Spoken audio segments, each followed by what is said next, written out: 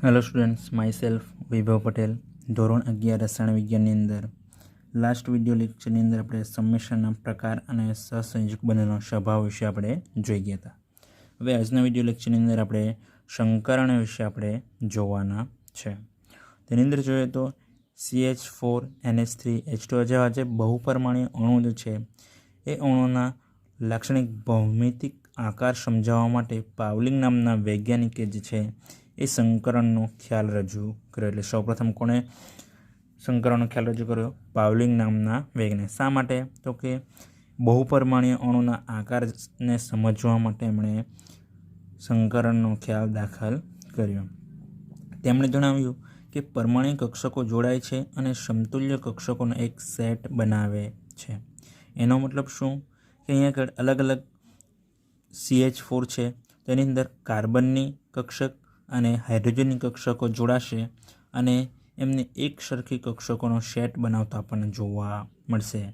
જેમ કે અહીંયા આગળ આપણે ઉદાહરણની અંદર સમજીશું, જેથી આપણને વધારે ખ્યાલ આવશે. જે સેટ બનશે એને આપણે શું કહીશું? જેને સંકર કક્ષકો તરીકે ઓળખાતી આપણને જોવા મળશે. જે શુદ્ધ કક્ષકોને બદલે આવી સંકર કક્ષકોનો ઉપયોગ બંધ રચનામાં થાય છે અને આ ઘટનાને સંકરણ કહે છે. શુદ્ધ કક્ષકો એટલે કેવી કક્ષકો? કે ધારો કે તમારી પાસે એક જ પરમાણુ છે, ધારો કે હાઇડ્રોજન છે, તો અહીંયા આગળ હાઇડ્રોજનની જે કક્ષકો હોય ખાલી ફક્ત એક જ પરમાણુ કક્ષકો જોવા મળશે, તો તેવી કક્ષકોને આપણે શુદ્ધ કક્ષકો કહીશું.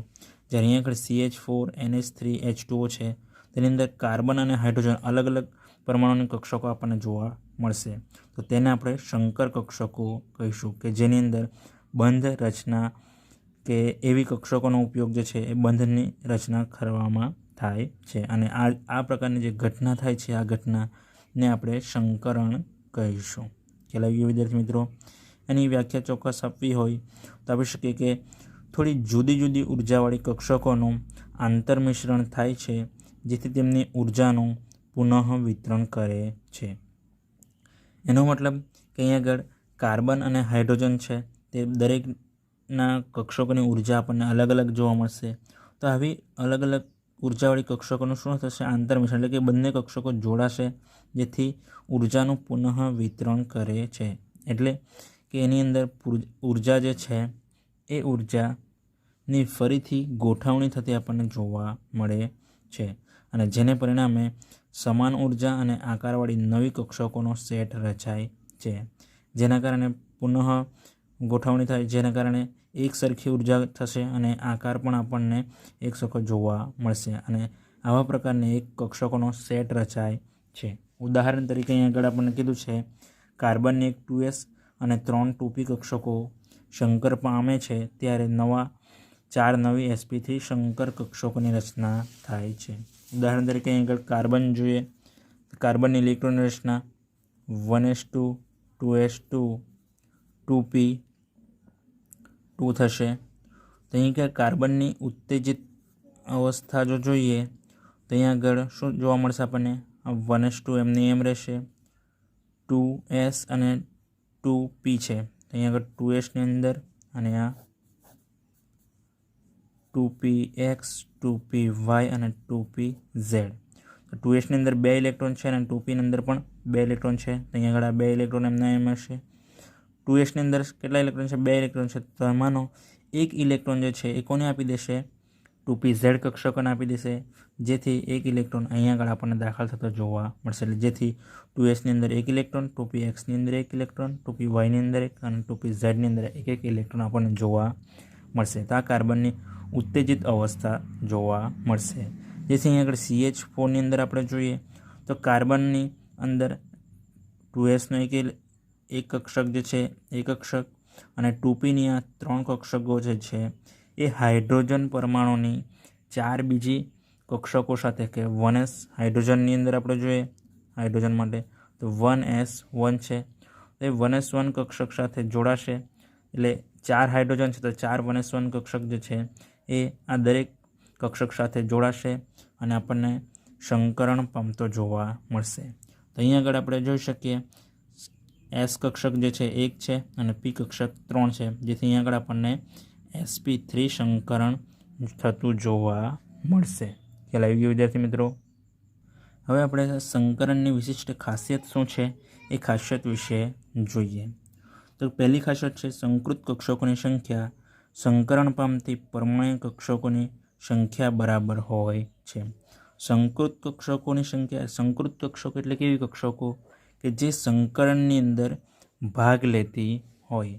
જેમ કે અહીંયા આગળ આપણે જોઈ ગયા કાર્બન CH4 છે, એની અંદર કઈ કઈ કક્ષકો ભાગ લેશે?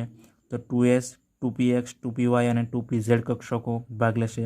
જ્યારે અહીંયા આગળ 1s કક્ષક જે છે એ ભાગ લેતી નથી અને આ જે કક્ષકો જે છે ભાગ લેશે. તો આવી જે કક્ષકો જે છે એને આપણે સંકૃત કક્ષકો કહીશું. ખ્યાલ આવી ગયો? તો આ સંકૃત કક્ષકોની સંખ્યા જે છે એ સંકરણ પામતી પરમાણ્વીય કક્ષકોની સંખ્યા બરાબર જોવા મળશે. એટલે કે આની જેટલી સંખ્યા એટલી જ સંકૃત કક્ષકો આપણને જોવા મળશે. ખ્યાલ આવી ગયો વિદ્યાર્થી મિત્રો? બીજી ખાસિયત જોઈએ કે સંકૃત કક્ષકો હંમેશા સમતુલ્ય ઉર્જાવાળી અને આકારની હોય છે. એટલે કે આ જે સંકૃત કક્ષકો જે છે તો આ જે સંકૃત કક્ષકો જે છે એ દરેકની ઉર્જા આપણને એક સમાન જોવા મળશે. બીજું કે એમના આકાર પણ આપણને એક સમાન જોવા મળશે. ખ્યાલ આવી ગયો? ત્રીજી ખાસિયત છે શુદ્ધ પ્રમાણિક કક્ષકો કરતાં સંકર કક્ષકો સ્થાયી બંધની રચનામાં વધુ અસરકારક હોય છે. એનો મતલબ શું કે શુદ્ધ પ્રમાણિક કક્ષક એટલે કે એક જ પરમાણુ છે તો એની જે કક્ષકો કરતાં આપણને બે અલગ અલગ પરમાણુની કક્ષકો જે ભેગી મળશે અને બંધ બનાવશે તો એની સ્થાયીતા વધારે આપણને જોવા મળશે. ખ્યાલ આવી ગયો? ચોથી ખાસિયત છે સંકૃત કક્ષકો અવકાશમાં એવી રીતે અમુક પસંદ કરેલી દિશામાં દિશાત્મક હોય છે જેથી સ્થાયી ગોઠવણી અને ઇલેક્ટ્રોન યુગ્મ વચ્ચે નિમ્નતમ અપાકર્ષણ હોય છે. સંકૃત કક્ષકો જે છે એ ખાલી જગ્યાની અંદર એવી પ્રકારે ગોઠવાય કે એમની એવી દિશાની અંદર ગોઠવાય કે એની સૌથી સ્થાયી સ્થિતિ પ્રાપ્ત કરશે અને એ કક્ષકો વચ્ચે આપણને આ બધી કક્ષકો વચ્ચે અપાકર્ષણ જે છે ઓછામાં ઓછું થાય એ પ્રકારે આપણને ગોઠવાતી જોવા મળશે. તો આ થઈ સંકરણની ખાસિયત. હવે એના માટેની સંકરણ માટેની કેટલીક અગત્યની શરત છે જોઈએ. પહેલી શરત છે પરમાણુની સંયોજકતા કોષમાં રહેલી કક્ષકો જ સંકરણ પામે છે.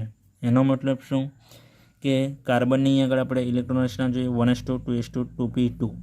તેની સંયોજકતા કોષ કઈ કે એટલે બાહ્યતમ કક્ષા કઈ જોવા મળશે?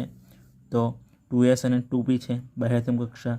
તો આ જે કક્ષામાં કોષમાં રહેલા જે કક્ષકો હશે કે 2s, 2px, 2py અને 2pz તો એ જ કક્ષકો ખાલી ફક્ત સંકરણની અંદર ભાગ લેશે. જ્યારે 1s કક્ષક જે છે એ ભાગ લેશે નહીં. ખ્યાલ આવી ગયો? સંકરણ અનુભવતી કક્ષકોને લગભગ સમાન ઉર્જા હોવી જોઈએ. આ જે કક્ષકો સંકરણની અંદર ભાગ લેશે તો દરેકની ઉર્જા લગભગ સમાન આપણને જોવા મળશે. સંકરણ અગાઉ ઇલેક્ટ્રોનની બઢતી અનિવાર્ય શરત નથી. એનો મતલબ શું કે સંકરણ થવા પહેલાં ઇલેક્ટ્રોનની બઢતી અનિવાર્ય શરત નથી. એટલે કે સંકરણ થવા પહેલાં એની અંદર ઇલેક્ટ્રોન વધવો જરૂરી છે એવી કોઈ શરત લાગુ પડતી નથી. અને છેલ્લી શરત છે કે અર્ધપૂર્ણ કક્ષકો જ સંકરણમાં ભાગ લે એવું જરૂરી નથી.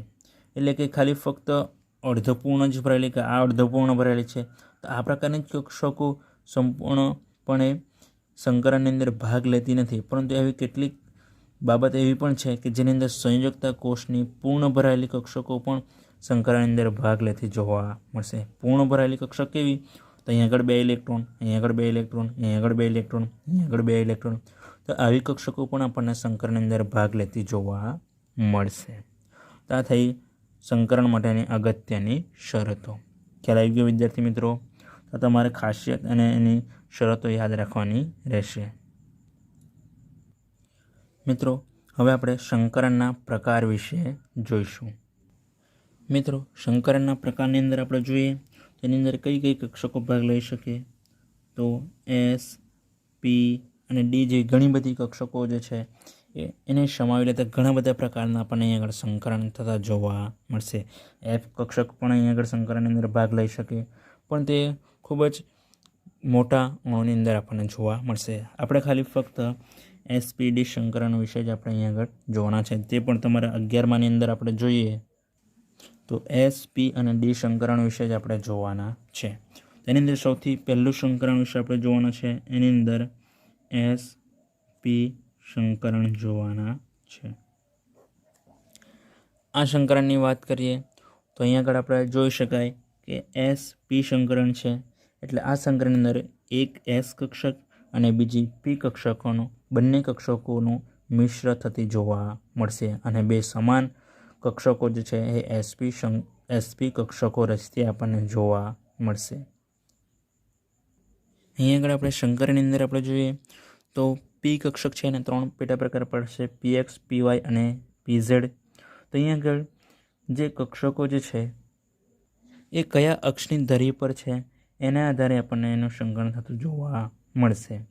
જેના પરથી આપણે એ Z કક્ષક પર Z અક્ષ પર હોય તો એની અંદર PZ કક્ષક હશે. જો Y અક્ષ પર હોય તો PY કક્ષક અહીં આગળ જોવા મળશે અને X અક્ષ પર હોય તો PX કક્ષક આપણને જોવા મળશે. તો અહીં આગળ જો PZ કક્ષક પર હોય તો અહીં આગળ બંને S અને P એક જ છે, જેથી એમની લાક્ષણિકતા જોઈએ તો Sની પણ 50% લાક્ષણિકતા આપણને જોવા મળશે અને Pની પણ 50% લાક્ષણિકતા આપણને જોવા મળશે. જેની અંદર કોઈ અણુ હશે એની અંદર વચ્ચેનો જે પરમાણુ હશે એ પરમાણુ આપણને SP સંકૃત કક્ષક ધરાવતો આપણને જોવા મળશે, જે એના આજુબાજુ રહેલા બીજા પરમાણુ સાથે આપણને એ ભાગ એટલે કે બંધ બનાવતો આપણને જોવા મળશે અને રેખીય ભૂમિતિ દર્શાવતો આપણને જોવા મળશે. SP સંકરણની અંદર આપણને એનો જે આકાર મળશે એ રેખીય આકાર જોવા મળશે. તો કેવી રીતે એ આપણે જે ઉદાહરણ દ્વારા આપણે સમજીશું. ધારો કે BCl2 બેરિલિયમ ક્લોરાઇડ છે, એની અંદર આપણને SP સંકરણ જોવા મળશે. તો સૌથી પહેલાં તો આપણે બેરિલિયમની ઇલેક્ટ્રોનની રચના જોઈએ. તો બેરિલિયમની ઇલેક્ટ્રોન 1s2 2s2 આપણને જોવા મળશે. એની અંદર 2 ઇલેક્ટ્રોન અને 2sની અંદર 2 ઇલેક્ટ્રોન. એની ઉત્તેજિત અવસ્થાની અંદર આપણે જોઈએ તેની ઇલેક્ટ્રોન રચના આપણને કેવી જોવા મળશે? આ 1s2 એમના એમ જ આપણને જોવા મળશે. અહીં આગળ 2p કક્ષક નથી. કેમ? તો અહીં આગળ બેરિલિયમની અંદર 4 જ ઇલેક્ટ્રોન છે, જેથી અહીં આગળ એની ઉત્તેજિત અવસ્થાની અંદર જોઈશું તો 2px 2py અને 2pz. તો અહીં આગળ ઉત્તેજિત અવસ્થામાંથી એક ઇલેક્ટ્રોન જે છે એ એક ઇલેક્ટ્રોન અહીં આગળ આપણને દાખલ થતો જોવા મળશે. તો એક ઇલેક્ટ્રોન અહીં આગળ આપણને જોવા મળશે, તો બીજો ઇલેક્ટ્રોન આપણને અહીં આગળ આપણને દાખલ થતો જોવા મળશે.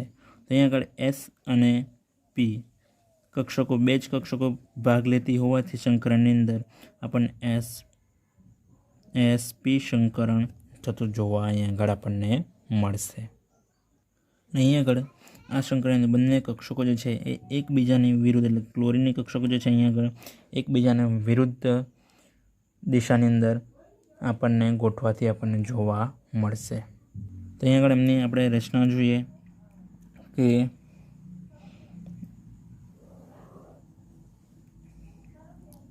S કક્ષકની અંદર જોઈએ આપણે તો અલગ અલગ અક્ષો અહીં આગળ આપણને જોવા મળશે. ધારો કે આપણે એને X અક્ષ લઈએ તો આ સાઈડ આપણને Y લઈએ અને અહીંયા આગળ આપણે Z અક્ષ લઈએ તો અહીં આગળ આપણને ખબર છે S કક્ષકનો આકાર કેવો આપણને જોવા મળશે? ગોળાકાર જોવા મળશે. તો આ પ્રકારે અહીં આગળ આપણને જોવા મળશે કે અહીં આગળ એ કેન્દ્રની અંદર આપણને જોવા મળશે. તો આ પ્રકારે અહીં આગળ S કક્ષક અક્ષના સ્થાન પર આપણને ગોઠવાતી જોવા મળશે. જ્યારે P કક્ષક કેવા પ્રકારે ગોઠવાતી આપણને જોવા મળશે? તો અહીં આગળ આપણે જોઈએ કે અહીં આગળ જો આપણે PX લીધું તો આપણે X અક્ષ પર એને ગોઠવીશું. તો P અક્ષનો આપણે PX કક્ષકનો આકાર આપણને ખબર છે ડમ્બેલ આકાર આપણને જોવા મળશે. તો આ પ્રકારે અહીં આગળ એ ડમ્બેલ આકાર આપણને X અક્ષ પર આપણને ગોઠવાતી જોવા મળશે. Y અક્ષ અહીં આગળ એમની એમ રહેશે અને ઝેડ અક્ષ પણ અહીંયા આગળ એમની એમ જોવા મળશે. મિત્રો અહીંયા આગળ થોડું એડજસ્ટ કરી લેજો તમે.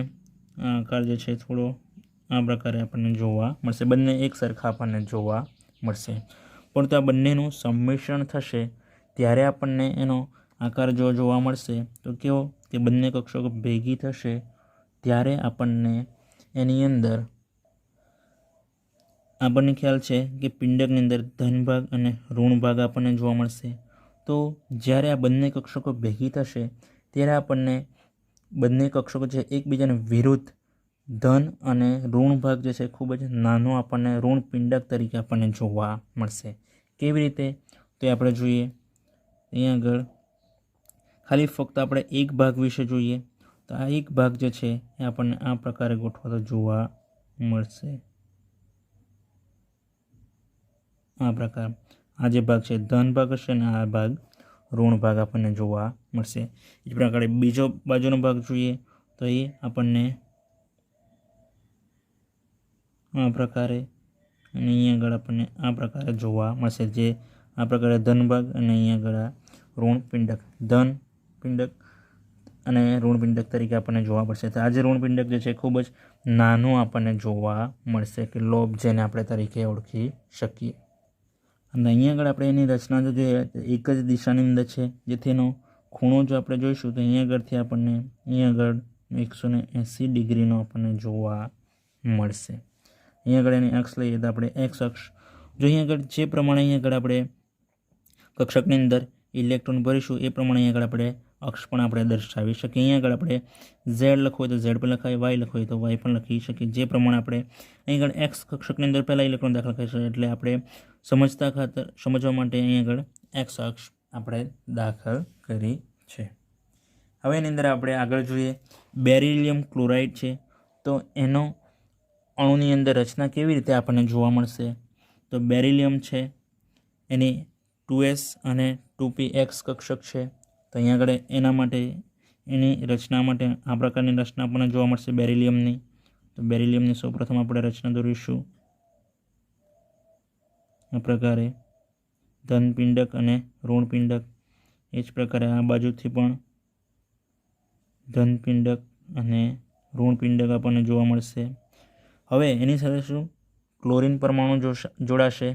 તો ક્લોરીન પરમાણુની અંદર આપણે ઇલેક્ટ્રોન રચના આપણે જોઈએ Clની 1s2 2s2 2p6 3s2 3p5 આપણને જોવા મળશે.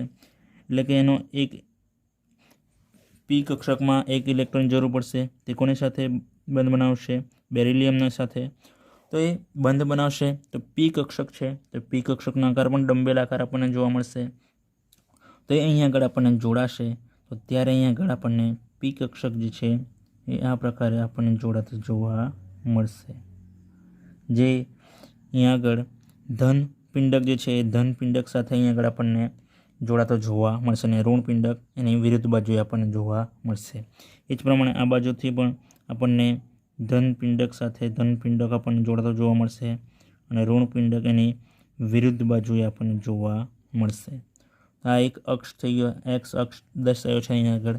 આપણે આ એક્સ અક્ષ પર આપણને આ પ્રકારે બેરિલિયમ ક્લોરાઇડની અણુની રચના જોવા મળશે અને એમની વચ્ચે આ જે બંધ બને છે એ સિગ્મા બંધ આપણને બનતો જોવા મળશે. જેથી અહીં આગળ આપણે કહી શકીએ કે બેરિલિયમ ક્લોરાઇડ અણુની અંદર આપણને બે બેરિલિયમ અને ક્લોરીન વચ્ચે સિગ્મા બંધ બનતા જોવા મળશે અને એનો આકાર જે છે એક જ રેખાની અંદર હોવાથી રેખીય આકાર બનતો જોવા મળશે. ખ્યાલ આવી ગયો વિદ્યાર્થી મિત્રો. હવે આપણે sp2 બીજો પ્રકાર જોઈએ, sp2 સંકરણ જોઈએ. એની અંદર પણ તમને વધારે ખ્યાલ આવી જશે એ પ્રમાણે જોઈએ. અહીં આગળ આપણે જોઈ શકીએ sp2 સંકરણની અંદર કેટલી કક્ષકો ભાગ લેશે. તો 3 કક્ષકો એસની એક કક્ષક અને પીની 2 કક્ષકો એની અંદર સમાવેશ થતો આપણને જોવા મળશે અને આ 3 કક્ષકો ભેગી મળીને sp2 સંકરણ બનતો આપણને જોવા મળશે. ઉદાહરણ તરીકે અહીં આગળ આપણે લઈએ BCl3. તો અહીં આગળ બોરોનની ઇલેક્ટ્રોન રચના આપણે જે 1s2 2s2 2p1 આપણને જોવા મળશે, જેની અહીં આગળ ઇલેક્ટ્રોન રચના 2p1 તો અહીંયા આગળ 2px લખીશું, 2py, 2pz એની અંદર આપણને એક ઇલેક્ટ્રોન જોવા મળશે. પણ તેની ઉત્તેજિત અવસ્થાની અંદર આપણે જોઈશું તો એની ઇલેક્ટ્રોન રચનાની અંદર આપણે આ 2sમાંનો એક ઇલેક્ટ્રોન જે છે એ એક ઇલેક્ટ્રોન આપણને અહીંયા આગળ આપણને જતો જોવા મળશે, જેથી અહીંયા આગળ આપણને 2sની અંદર એક ઇલેક્ટ્રોન જોવા મળશે, 2pxની અંદર એક ઇલેક્ટ્રોન અને 2pyની અંદર એક ઇલેક્ટ્રોન સમાવેશ થતો જોવા મળશે. જેથી અહીંયા આગળ એમની વચ્ચે આપણે જોઈએ તો એસની અંદર એક, પીની અંદર 2 ઇલેક્ટ્રોન છે એટલે sp2 સંકરણ થતો આપણને જોવા મળશે. હવે આપણે બોરોનની સંકૃત કક્ષકો લખીએ તો જે પ્રકારે અહીં આગળ આપણે આ બેરિલિયમની સંકૃત કક્ષક લખીએ એ પ્રમાણે અહીં આગળ આપણે બોરોનની સંકૃત કક્ષકો લખીશું. તો અહીં આગળ બોરોનની અંદર કેટલી કક્ષક જોવા મળશે આપણને? 3 કક્ષક જોવા મળશે. તો એના આપણે 3 કક્ષકો એક જ સમતલની અંદર આપણને જોવા મળશે. તો અહીંયા આગળ આપણે 3 અલગ અલગ કક્ષકો લખીશું, ધન પિંડક અને આ ઋણ પિંડક. એ જ પ્રકારે અહીંયા આગળ આપણને જોવા મળશે ધન પિંડક અને ઋણ પિંડક, અને અહીંયા આગળ આપણને આ ઋણ પિંડક અને ધન પિંડક આપણને જોવા મળશે. તો આ પ્રમાણે અહીંયા આગળ આપણને sp2 સંકૃત કક્ષકો આપણને જોવા મળશે. કોની? તો બોરોનની આપણને જોવા મળશે, જેમની અંદર આપણને આ એક જ સમતલની અંદર છે તો દરેક વચ્ચેનો જે ખૂણો જે છે એ આપણને કેટલો જોવા મળશે? 120 ડિગ્રી. આ ખૂણો પણ આપણને 120 ડિગ્રી અને આ ખૂણો પણ 120 ડિગ્રી બનતો આપણને જોવા મળશે. ખ્યાલ આવી ગયો વિદ્યાર્થી મિત્રો? હવે એની અંદર ક્લોરિનની પરમાણિક કક્ષકો જે છે એ જોડાતી આપણને જોવા મળશે. તો કેવી રીતે જોડાય છે એ આપણે જોઈએ. વિદ્યાર્થી મિત્રો, તમારે બોરોનનું આ પ્રમાણે sp2 સંકૃત કક્ષકો દોરી દેવાની. એની સાથે કેટલા ક્લોરિન જોડાયેલા છે? 3 ક્લોરિન પરમાણુ જોડાયેલા છે. તેની કક્ષકો પણ આપણે અહીં આગળ દોરીશું.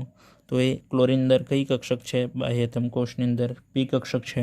તો અહીં આગળ એની સાથે દરેક કક્ષક સાથે p કક્ષક જોડાતી આપણને જોવા મળશે, જેથી અહીં આગળ p કક્ષક જે છે એ આ પ્રકારે અહીં આગળ આપણને જોડાતી જોવા મળશે,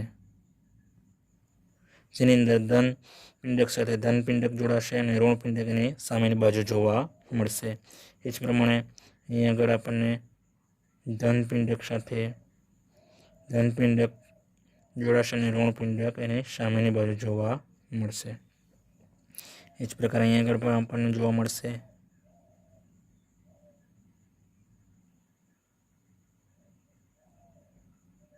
આ પ્રકારે ધન પિંડક સાથે ધન પિંડક અને ઋણ પિંડક એની સામેની બાજુ જોવા મળશે. આ જે બંધ બનશે એ આપણને સિગ્મા બંધ બનતા આપણને જોવા મળશે. અહીં આગળ BCl3ની અંદર આપણને ટોટલ 3 સિગ્મા બંધ બનતા આપણને જોવા મળશે. અને અહીં આગળ આપણને આ 3 કક્ષકો જે છે એ સમતલીય ત્રિકોણીય દિશાની અંદર આપણને ગોઠવાતા જોવા મળશે, જેથી એમનો ભૂમિતિ કે એમનો આકાર જો જોઈએ તો આપણને અહીં આગળ આપણે જોઈ શકીએ સમતલીય ત્રિકોણાકાર આપણને જોવા મળશે. કેવો આકાર જોવા મળશે? સમતલીય ત્રિકોણ. અને અહીં આગળ દરેક આ ક્લોરિનના પરમાણુ છે અને આ બોરોન છે અને આ ક્લોરિનના પરમાણુ કક્ષકો છે. તો અહીં આગળ આ ક્લોરિન, બોરોન અને ક્લોરિન એટલે કે આ જે એમની વચ્ચેનો જે ખૂણો બનશે એ ખૂણો આપણને 120 ડિગ્રીનો આપણને જોવા મળશે, જે આપણે આગળ જોઈ ગયા. આ દરેક ખૂણા જે છે એ ખૂણા આપણને 120 ડિગ્રીના આપણને જોવા મળશે. તો આ થયું sp2 સંકરણ. ખ્યાલ આવી ગયો વિદ્યાર્થી મિત્રો? તો આજના વિડીયો લેક્ચરની અંદર આપણે આટલે સુધી રાખીશું. એના પછીનો જે ટૉપિક છે sp3 સંકરણ એ આપણે એના પછીના વિડીયો લેક્ચરની અંદર જોશું. Thank you friends.